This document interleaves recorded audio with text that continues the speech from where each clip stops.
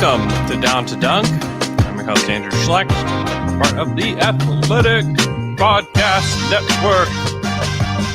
With me, as always, on Wednesdays, it's my good friend Alex Spears. Alex, what's up? Good morning. Good morning. Al, game one of the NBA Finals was last night, and the Suns took care of business. They did. They were. I mean, they are a well put together team. You know, because everyone. It felt like the Twitter conversation. If you weren't talking about how great Chris Paul was or how great DeAndre Ayton looked, you were talking about the Bucks defense. Mm-hmm. And I get it, because there were stretches in that game where it's like, oh my gosh, Chris Paul is switching on to Bobby Portis every single time and scoring on him every single time. And it's super frustrating in the moment. Mm-hmm. But on the other hand, if you look at that game as a whole, like Bud tried everything. Like they did their switching, They did the drop coverage. Finally, at the beginning of the fourth quarter, they go to the Giannis at the 5 lineup. Mm-hmm. Like, if anything, I came away from that thinking like, the Suns just had an amazing game, and the Suns are a really, really good team that's very hard to defend. Because they can beat anything. Because when you have two guys who are so good in the mid-range, like, you can't really play drop coverage. If you play switch, like every Chris Paul team throughout history is going to eat switches alive. Mm-hmm. I really feel like that Giannis at the 5 is their best lineup, but we only got to see it in that fourth quarter. I'm interested to see if Bud goes back to that at all. And that wasn't even like the best performance from the Suns, like not even really close to it. I mean, Jay Crowder was 0 for 8 and was super terrible like all night. He was not good. They didn't get a whole lot from their bench. Saric went out with an ankle or the knee injury early in the game. Yeah. And they were still able to win. I mean, if I were to tell you that like Jay Crowder misses everything, Saric goes out, and Giannis plays and has 20, 17, 4, 2 steals and a block, you'd have been like, oh my gosh, this must have been a very close game. Like, no. And even Middleton was really good. Middleton was hitting some crazy shots in the third quarter, trying to keep them in that game. And it just, some of it kind of came back to was like Jrue Holiday was the Jrue Holiday of like the rest of the playoffs rather than those last 2 games in Atlanta. Yeah, he was rough. Which is a huge problem for them. Like, that's the biggest problem for the Bucks is, like, you're right. I think the coaching was fine. I think Giannis looked pretty good. It's just Jrue Holiday, man. I don't know what it is. Yeah, and it's a problem not just for this finals. I mean, it's a problem going forward. Like they invested so much of their future in acquiring Jrue Holiday, and he's obviously good enough to get them to the finals. You know, you can have a finals team with Jrue Holiday, but if he just had like a good playoff run, just a normal Jrue Holiday playing in the regular season run, like this team would look so much different. This team would look dominant, probably. Yeah. If Jrue Holiday was playing the way he normally was. So this drop-off for him has just been, and I don't even know what you say about it. Like, if you just write it off to one season and you just hope things get better. I mean, we don't have a ton of playoff experience from Jrue Holiday. It's not like he's been on a ton of playoff teams that have gone deep. Right. So I don't know. It is a concern for me, especially because he's just not the level of creator that you really want, that team really needs. Yeah, and Middleton kind of has to be that, but I don't know that he's not really a primary creator for them. Yeah. And they just need a Kyrie Irving, James Harden level player probably to go like actually win the title and to be the dominant team that they need to be. And they're still really good. They could still win this title. It could certainly still happen.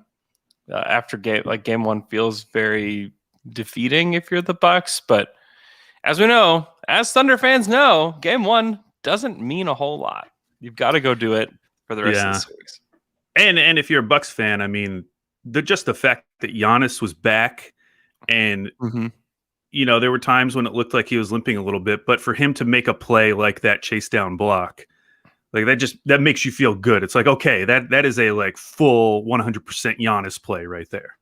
Yeah. Like, chase down block, moving Ayton for that dunk where he just moved him out of the way and then just dunked in his face. I was like, okay, great. This is what I needed to see.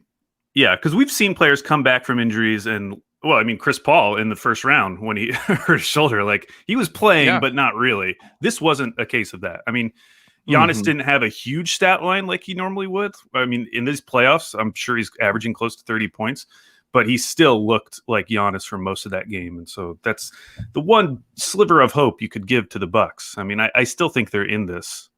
I'm not disappointed. I mean, that game could have been a lot closer there at the end. If a few shots had fallen differently. Yeah. Still kind of a fun matchup. I'm really glad Giannis is playing. Otherwise, not a fun matchup at all. But I enjoyed watching that game last night, and I hope that we get some good games. And we know we're going to get some good crowds. Yeah. Crowds are going to be sound. The crowd was fantastic last night. I love when they kept cutting away to the guy with the really blonde hair, the young guy who had long blonde hair. He just looked very cool. You just look very cool. You do look cool. You know who else is looking cool right now, Al? Oh, I know who it is. Tell the people. It's Vrens Bleijenberg. Vrens Bleijenberg. Vrens? I think it's Bleijenberg. Bleijenberg. From Belgium. I want him on the team just to say the name. Yeah, Vrens is a pretty cool name. And his really cool his Twitter handle is Vrens with a bunch of Z's afterwards, which is cool too. Oh, there goes one of my kids. Yeah. So he worked out for the Thunder. He likes to take Instagram photos and post them, and people like to retweet them. I don't know what to say about this. Well, it is funny that Oklahoma City is such a tight-lipped organization, and so you never really hear about who's working out for them through them. But they can't really do anything to stop these guys from taking a picture of the gym and agents, tweeting it out. Players, and number one thing, please don't draw conclusions from who they work out, because they work out everybody and they talk to everybody. And if you use that, you're just looking at a whole draft board. Don't use that. That's just not. It's not crazy valuable information. Now, what you can do is take a look at the kind of player they are, the skills they have, the body type they have, what they can be. And Vrens very much fits the Thunder, right?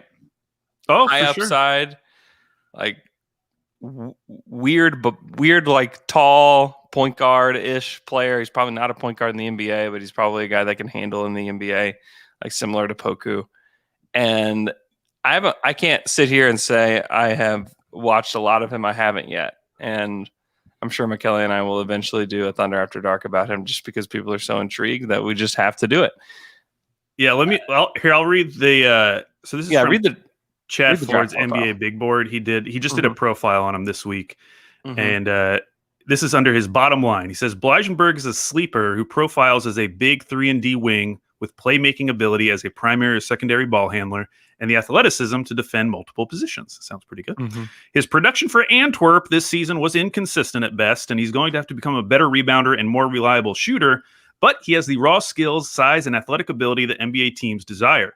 He feels highly underrated right now. It's hard to fathom NBA teams wouldn't want a 7-foot point forward who can shoot and is a good athlete. He plays in front of NBA scouts at another 30-team NBA workout in Minnesota, July 8th through the 11th, so this week.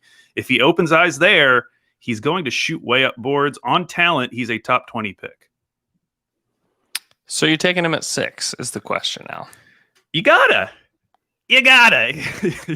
make sure he's going to be there, Andrew. With the 6th pick in the 2020 NBA draft, the Thunder select Vrens Bleijenberg. Vrens Bleijenberg. It's a fun name to say. I would. Yeah, oh my gosh! Can you imagine the Thunder broadcast crew saying Vrens Bleijenberg? Oh no! I couldn't. There's some pretty good names in this draft. I was looking through the list of names that we have found out they've worked out, which to be honest, like a bunch of names that guys you don't really like. Like Yeah. we know they've worked out Jalen Johnson. We know they've worked out Keon Johnson. Boo. Isaiah Todd, Austin Reeves, Sharif Cooper. Okay, there's a name. All right. You know. All right. He's kind of cool. Matthew Hurt, Josh Primo, Corey Kispert, Ayo Dosunmo. Is that how you say his name? Dosunmo? Ew. Vrenz, Chris Duarte. Oh, this is from Ryland Styles, by the way. He put all these together. And EJ Onu.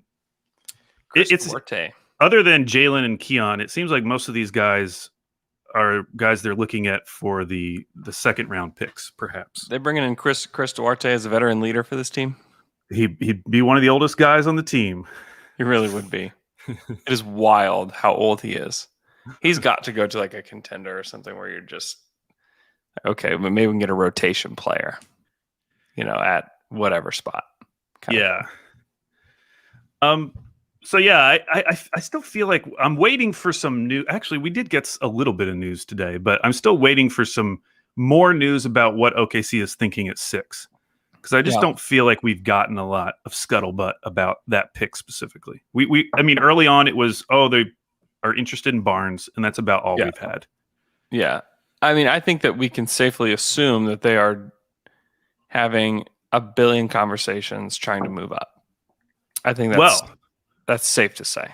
Let's jump into some scuttlebutt, Andrew, because ESPN released an article today about big NBA draft 2021 questions. And the very first question, answered by Jonathan Givony, was, is Cade Cunningham a lock to go number 1? Mm-hmm. And in that, he says, teams including Cleveland, Houston, New Orleans, and Oklahoma City are among those making overtures to evaluate what it would take to move up to the number 1 slot, sources say. Yep. But those talks are in early stage, and any trade is unlikely to be consummated until much closer to the draft, if at all. From all accounts, Detroit is comfortable standing pat at number 1 and taking Cunningham, but will be active in exploring the possibility of trading down and obtaining additional assets, with Mobley a potential target if something gets done. And then in another question, they're talking about how many times has a team traded out of the top 5? Mm-hmm. And according to Bobby Marks, it's only happened once, though I don't understand why he doesn't include the Hawks. I'm thinking what he meant was like trading out of the top 5 before the draft, before the actual picks are made, which has only happened once. And it was the Lakers trading the number 4 pick in the deal that brought them Anthony Davis. Okay. DeAndre Hunter pick. I don't really remember how that ended up. That was the Lakers pick? I don't remember, if I'm being quite honest with you. Yeah, as I'm saying it out loud, I'm like, is that true? It says when the Lakers traded the number 4 pick in 2019 as part of the package to acquire Anthony Davis. Huh. Is that what happened? Anyways, his point was that it's extremely rare for a team to trade completely out of the top 5. Yeah. And that backs up with what Givony says, which is like, if they did it, maybe it's because they value Evan Mobley more and think they could get him at like 2 or 3. Yeah. Which a deal like that makes sense to me, much more sense to me than the idea of, OKC is just going to give them the 6th pick and a bunch of future stuff. Like, to me, it's like, who cares? Like, that 6th pick isn't valuable enough. It's not. It would have to be. You'd have to see Woj tweet a record-setting number of draft picks thing again, right? That he tweeted 2 years ago, whenever the Thunder traded Paul George. It would have to be something like that, where it's just like so overwhelming that. And even then, like, and to me, I don't think you're getting number 1. I think you could get 3, is what I'm thinking. But even if you're comparing, I don't know, if you're comparing those 2 teams, Detroit and Oklahoma City, Detroit feels like a team who's much farther along their path. And so the idea of getting a ton of picks over just taking Cade Cunningham, like even if it was like 8 picks, like, yeah, and they were all in the future, and you don't know if any of them are ever going to be as good, and most of them won't be as good as the number 1 pick. Like, I just don't think it's worth it. There has to be someone that you're moving down for that you really like. It has to be like a Tatum Fultz trade. Yes. And the Thunder are just not in the position right now. Now, maybe if they made a trade with Cleveland to get the number 3 pick, then it becomes more realistic. But as of right now, it just doesn't seem. Yeah. If they're just continuing to trade up. I mean, the Thunder, I would say it's like a 1% chance that they get the number 1 pick, maybe even worse than that. Hey, but they're trying. They're going to try. They're going to try to get as far up as they can get. I think Cleveland is the most gettable one. As we've talked about, I think that they're the team that's under the most pressure to at least try to make the playoffs of all these teams, right? It's not Detroit. It's not Houston. And then like Toronto, I don't think like the pressure is on there. I think that they just sit and wait for whoever drops to them. I think that they're pretty chill about this. I think Cleveland is the only one where I think that things could get a little weird. And the Thunder could take advantage of that. The Thunder they took advantage of the Magic when things got weird with the Magic, Yeah. So I think that's the one. And it's also the front office and the ownership that seems the most unstable of all of these. And as you've talked about, I mean, Kobe Altman, the clock is ticking. It's unlikely that Kobe Altman's going to be with the Cavs for another 2 or 3 years.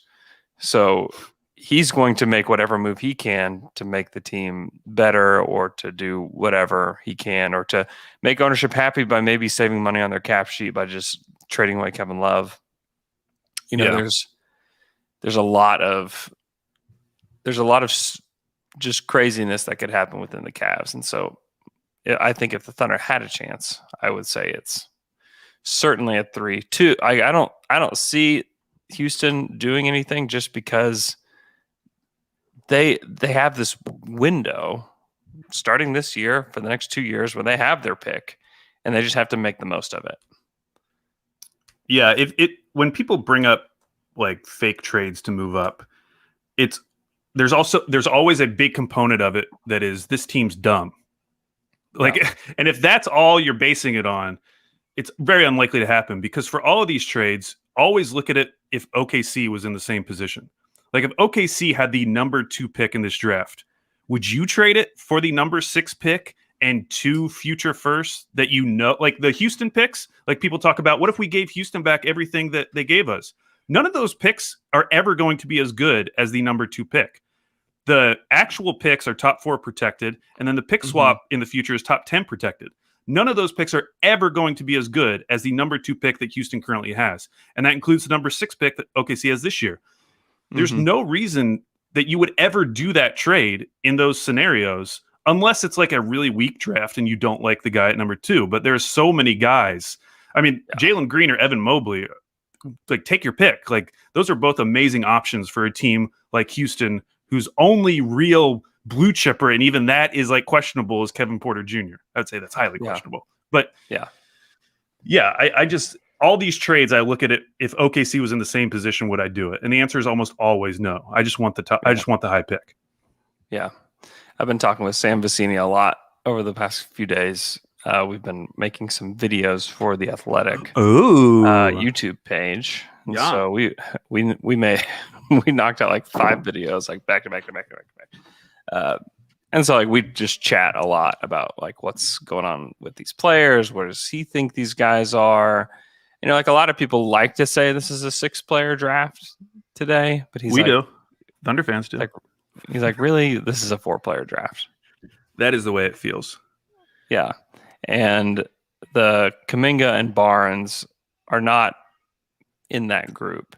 And he made me feel so much better about like my evaluations of some of these guys, because I have been feeling a little bit crazy about the Jalen Suggs stuff, because he seems to be the one that's dropping, right? Right.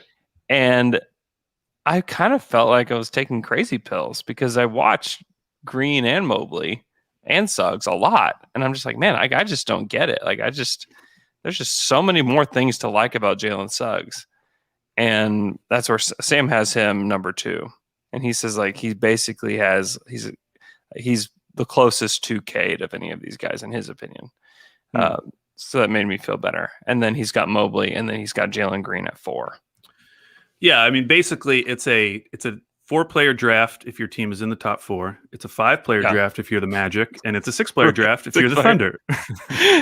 And we talked to Slater on Friday for our Saturday Slam and Jam show, and like I think everybody can fully admit once you get to 7, it's like, man, yeah. Who it do feels you like? it feels very flat. It feels very flat from absolutely. 7 to 19 or whatever, even to 20. Like I've seen mock drafts where like Jaden Springer's at 20. Like, am I 100% certain that whoever is taken at 7 is going to be better than Jaden Springer? Like, I'm not sure at all if that's the case. I just don't know. And I can say even like Scotty Barnes and Kuminga, I could say, okay, like those guys have because of their measurables, because of Scotty Barnes' skill set, because of Kuminga's upside, like, yes, those guys are certainly in like a tier of their own above everybody else. But then after that, it's just a crapshoot. And the thing is, like, one of those guys is going to be very good, whether it be Book Knight or Zaire Williams if he can get it together, or maybe Kispert's the one that shows out above everybody. Whoa! I didn't Keon expect you to go I don't know. Kispert there. I don't know. I like Kispert. I think that I don't think he's going to be a failure at the NBA level. I think he's just going to shoot the lights out. Yeah, I still feel very good about the depth of this draft. I do find myself like recalibrating what I think is a realistic goal for the Oklahoma City Thunder in terms of coming out of this draft.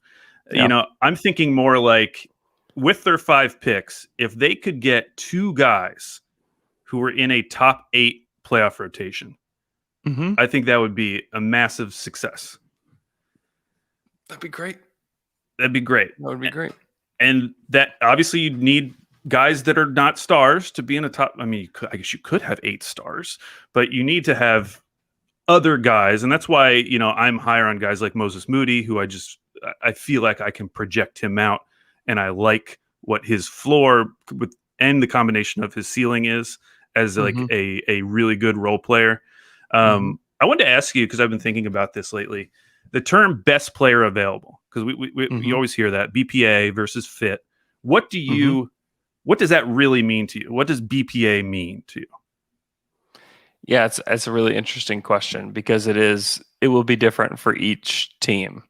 So, I mean, you can say without a doubt that best player available for the Thunder means highest upside, right? I think so, and I think that's slightly different from when the process was going through. I feel like BPA for them was like highest value. Yeah. Like, highest value in terms of like trading this guy in the future. Eventually trading them. Sure. Yeah. I think the Thunder think of it as the Thunder. I mean, and they should. I believe that the Thunder have one of the best developmental systems in the NBA. And I think that because that's all they care about, it makes for a great situation for guys that maybe aren't ready. Like that's why you can be really excited about a guy like Friends, because just really in a really unusual prospect who needs development and needs to gain strength and all of these things. And the Thunder have a very player-friendly, like even like fringe player-friendly system. I mean, we saw it this year. Guys that are on the fringes of the NBA looked really good for Oklahoma City. And it's because of the offensive system that they run. Like everybody, the more you touch the ball, the better these guys feel, the more comfortable these guys feel. Well, that's happening a lot in this Oklahoma City offensive system. And it's going to make guys look better. It's going to make guys feel better. And then plus they've got the coaches, just all they do is develop. That's all they care about. That's all they want to do. And so that's why they can look at Jonathan Kuminga where other teams might be horrified of taking him, and you can feel a little bit better about him. That's where you can take Scotty Barnes, who's like super skilled, but like really doesn't shoot it. Really just not at all. and doesn't really score. He averaged 10 points a game. I mean, that would be, Yeah. I think it's the least amount of points until you get to like Kai Jones. Like that's actually the reason why I brought up BPA, because yeah. I do think that best player available should mean which guy you think can be the best player available given everything. So his on-court ability, his floor, his ceiling, your coaching staff, your system, his intangibles. And I just look at someone like Scotty Barnes and I really start to wonder, because of the shooting issues and just like the lack of scoring that you just mentioned, would he be best suited as a primary ball handler? Like, is that actually the way to maximize his skills? And no, you don't think so? So then how are you, then what do you do? Because that is his best offensive skill.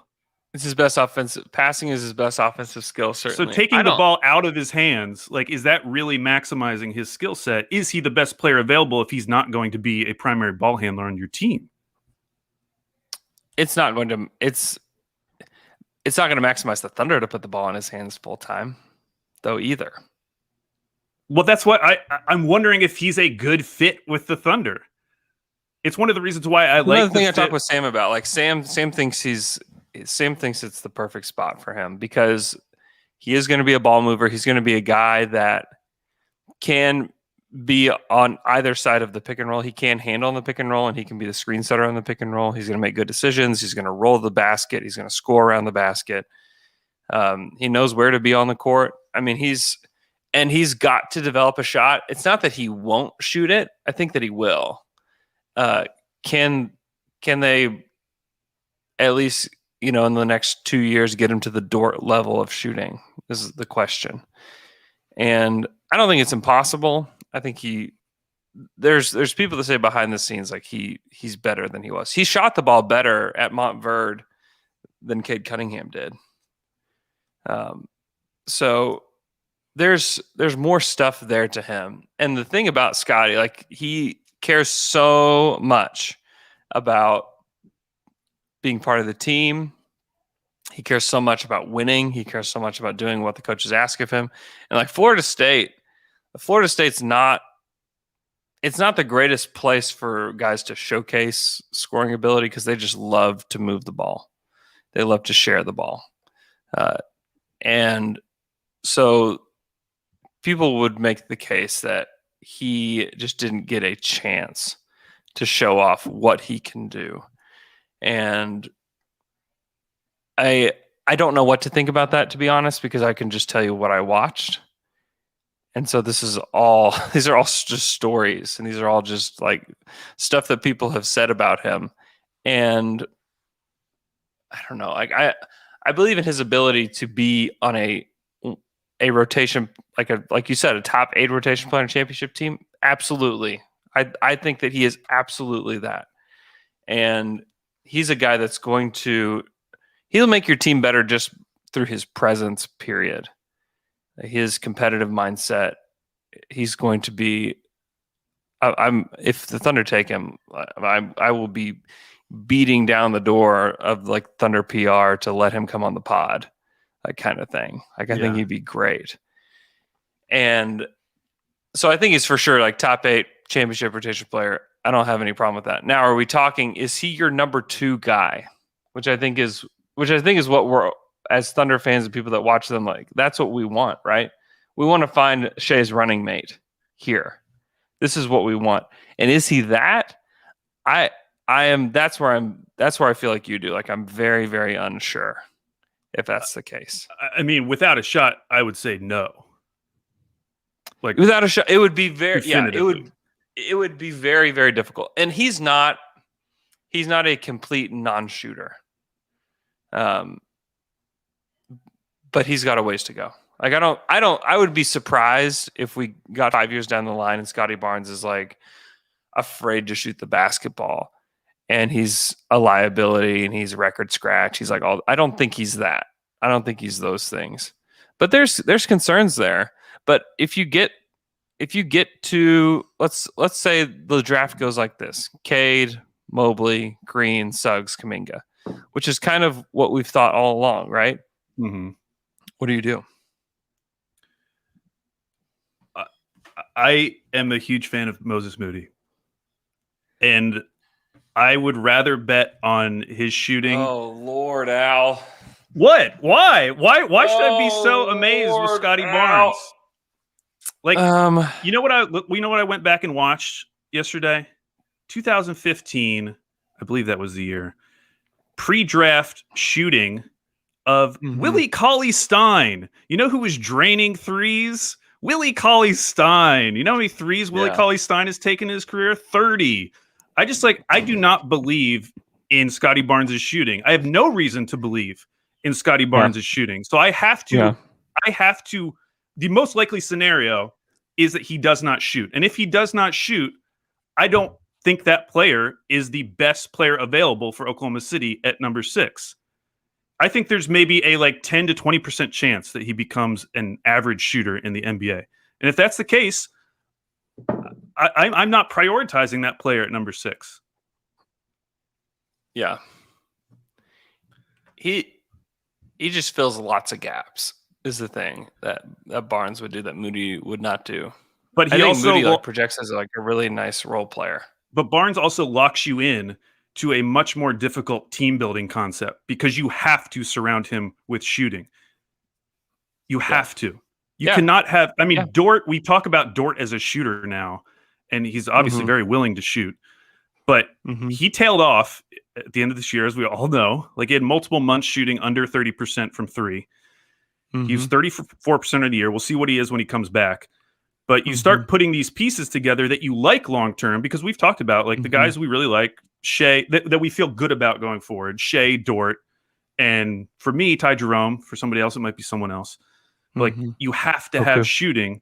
And so if you bring in someone like Scotty Barnes, I'm not going to do the thing where I'm just going to anticipate he becomes a shooter, because I don't think that's the most likely scenario. I don't disagree with you. I just think that it puts this is here is exactly where we're talking, where a trade down would make some sense. I wouldn't take Moses Moody at 6.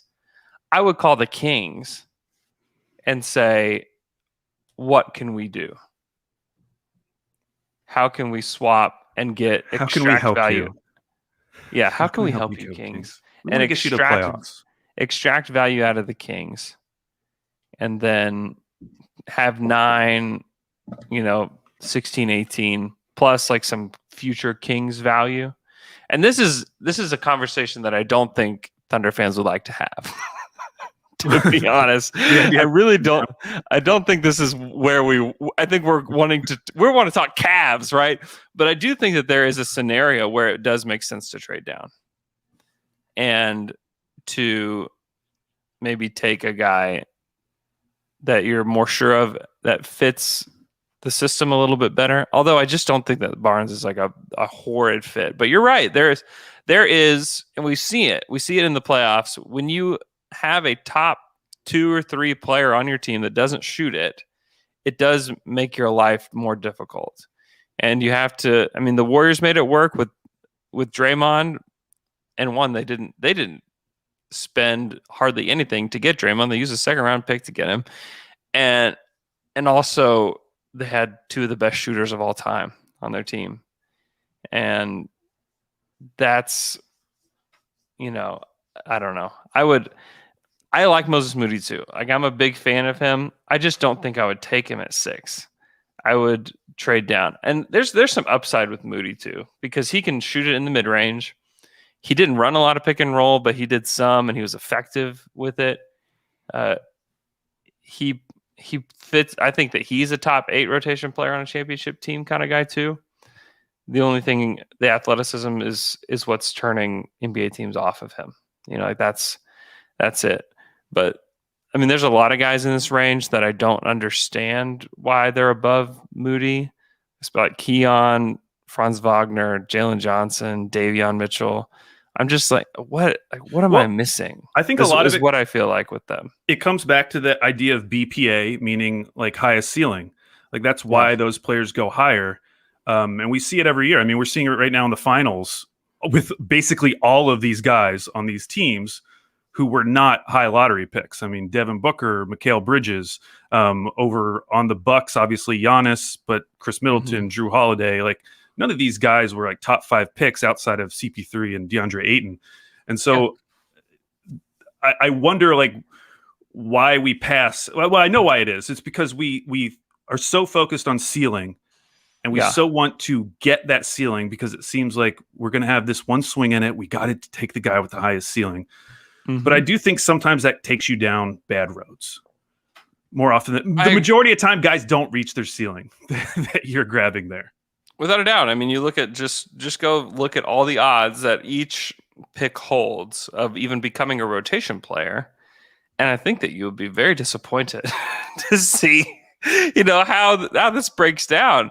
I mean, even at 6, like the odds of getting an all-star are pretty low. Like they're very low.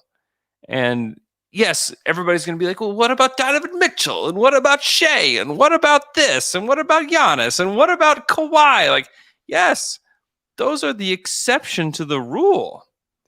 You can't use those examples and say, well, they got them at that spot. Or Damian Lillard was picked 6, so that means that things are going to be great for us. Like there's been lots of guys. There's been lots of misses at 6. And I fully expect the Thunder to take the biggest swing, but I think back to a guy like Klay Thompson, who in retrospect, like how did he drop so far? I think it was in part because of his age at the time. I mean, he had played 3 years at Washington State, but like you go back and look at his 3-point percentages. I mean, his final season at Washington State, 7.2 3-point attempts, 39.8% from 3. People didn't think he could defend. And they didn't think he was a creator, which he's not. And they didn't see him as a very athletic guy, which he's, in comparison to other guys in the NBA, he's not. But if you look at him for what he actually did and the relevance to the modern NBA, he would have been a good pick. And that's the way I feel about Moses Moody. Moses Moody does things that already project to be the things that you need in the NBA.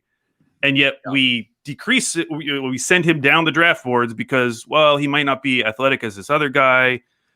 Even though I still think he'll be a good defender. He definitely has the size for it. I don't know. Would you just take him at 6? I don't know if I would right now, but I will tell you that I like him more than Scotty Barnes. Yeah, I don't. He fits the modern NBA way better. He is easier to plug in to the Thunder than Barnes is. There's no doubt about that. And I don't think there's a wrong. I'm going to ask you a question. I don't think there's a wrong answer to it. But if I could tell you that at pick 6, you could either get someone who's equivalent to Mikal Bridges, who on this Suns team, 4th player, 4th best player on a very good team.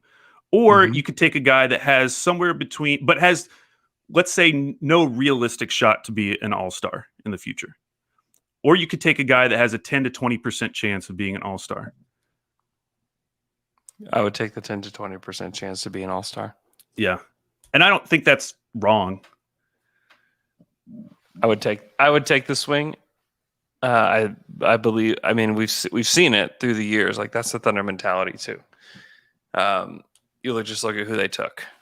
And obviously, like a guy like Bazley doesn't have that high of a chance to be an all-star, but maybe it's like 5 to 10% chance to be an all-star, just because he's so unknown and he's got this like kind of wacky skill set. And you look at Brandon Clark, and you're like, certainly Brandon Clark does not have all-star potential, but he's like a good role player. And the Thunder said, "We'll swing." Right, which is why I fully expect them to take Scotty Barnes. I would be shocked if they took Moses Moody. Yeah. Or if the order goes Cade, Mobley, Green, Suggs, Barnes, which wouldn't shock me. Like then the Thunder will probably take Kuminga. And I have done. Do you feel better about Kuminga? I do. I've almost done a full 180 on Kuminga. And you know what it is? And especially comparing him to Barnes, it's the willingness, the desire to be a scorer that gets me excited about Kuminga. He does. In a way that Barnes does not have that. Yeah, I would say it's easier to project 2 things with him. One is that he could be your second scorer next to Shea. Right. 2, he could be out of the league faster than anybody else in the top 6. Sure. Like those are the 2 easiest things to like project with him, because goodness gracious. And I don't have enough information, but when I watch him, and this is me giving him like every single benefit of the doubt, which maybe he doesn't deserve. You know, sometimes you give people the benefit of the doubt, they don't deserve it, but I'm giving it to him. And I'm just thinking, where is the accountability with him? Because he was thought to be a guy that projects as a really nice defender, and Jalen Green was thought of the guy that wasn't. And Jalen Green is like a lot better on defense for the Ignite. Yeah. And I just wonder if it's accountability. With like the Thunder, I would, to me, outside looking in, I think that there is a lot of accountability with regards to development and defense and stuff like that with these guys. And I think that's good. And if he could ever get it together, because he can drip, like I don't know, it's hard to describe him, because you want to say he's raw, and he is, but he also possesses all of the skills that you want. He just has them in like small bursts here and there. And can you turn those bursts into some consistency, which is the same thing the Thunder are trying to do with Poku, right? Like Poku has these flashes and moments where you're like, wow, like that's an all-star move. Or that's something that like 3 guys in the NBA can do. Or like that's a pass that nobody can throw at that size. And then he does like 5 stupid things. Yeah. And you're like, okay, how do we eliminate those? And I think it's going to be the same thing with Kuminga.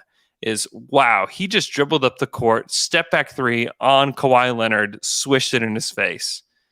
And then like the next 3 possessions, he's trying to like go through Zubac and like throws the ball off the side of the backboard. And you're like, what is he doing? What did he see there?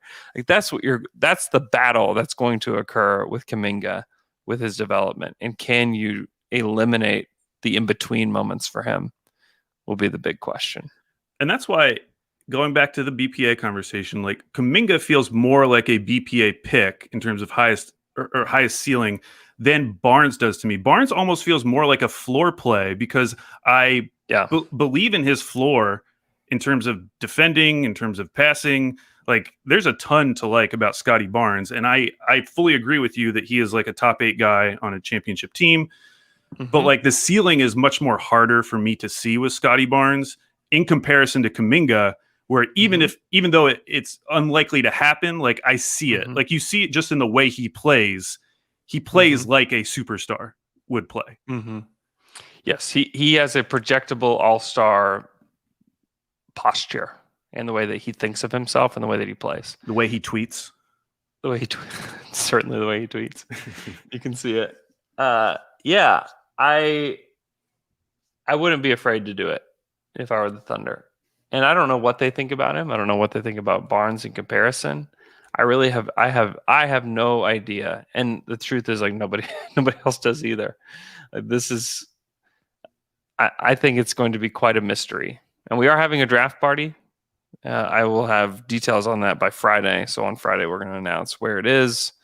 So just be prepared to just hang out with us again, like you guys did on draft lottery night. And I think it could be a really wild night for the Thunder. Well, who they take and what trades they make and stuff. I think it could be a crazy night. If you think back to like the Bays draft or the Terrence Ferguson draft, when you had parties, like so much of the focus was just on that one pick. It's like just waiting for that pick. And this year you get waiting for potentially to do it 3 times and then have those 2 early second rounders too. Yeah, it's going to be really fun. We're going to have it in a big space, certainly. And there will be food and beverages and all the stuff. So it's going to be great. All right, Al, let's go to the stream real quick as we wrap up. We have Lawrence Field. We have Hoops Talk 69. We have Rogthar says Poku for president. Dort says we need Hank. I just want to pretend that's actually Lou Dort, who's just the biggest Hank fan. Let's see. We have Falk in Denmark. We have Michael Clampett, who's in Tokyo, Japan. Very cool. Hope you're doing well, man. Buster Nakamoto, from El Salvador, where Bitcoin is legal tender. Wow. Wild. Cool. Going away from the American dollar. Awesome. Miguel de Vela says, "What's up, boys?" Let's see. Hoopsock69 is loving friends. Loving Oh my friends. 2016 Western Conference Finals, Andre Robertson's Mercedes friends. Okay. Oh Like my that. gosh. Okay, there's a shirt coming on that one. Oh gosh. Miguel de Vela says, "Would you rather have Nader or Justin Jackson win the championship?" Oh, it's got to be Which is a Nader. real question. Oh, it's got to be Nader. He came on the pod, told a Yeah. hilarious story. If you haven't listened to Abdul Nader on Down to Dunk, he tells this hilarious story from when he moved from Egypt to Chicago, and it's the greatest thing. I love that guy. He was honestly my favorite guest I've ever had on that was a player is definitely Abdul Nader. So go check that one out. That was great. Jess African Kiwi says, "Hey guys, bless you today. So stoked for Phoenix. Good night from Perth." It's late in Perth. Let's see. Tommaso Ferrero says, "Barnes closing the gap with the top 5 is definitely the best thing that happened to us since draft night." It's helpful that people think highly of him. I wouldn't be shocked to see him go before the Thunder pick. I really would not. Western Conference 2016 Western Conference Finals, Andre Robertson, which I hope is just Andre Robertson watching this, says that Mike Schmitz did a film study with friends back in April that hasn't dropped yet for some reason. Wow. Are you editing Mike Schmitz videos? Wow. Just wondering what's happening with them? I don't know. Let's see who else is here. The Tall Shot OKC is here. Daniel Tomasi says Wasan from the UK. Evan Christian says what's up. Evan McDaniel says he's hopping on from Stillwater. Alex Bullerjack, my friend, says, "If Kevin Love plays well in the Olympics, does that negatively affect Sam Presti's leverage, or is it a non-issue regardless due to salary?" Thoughts?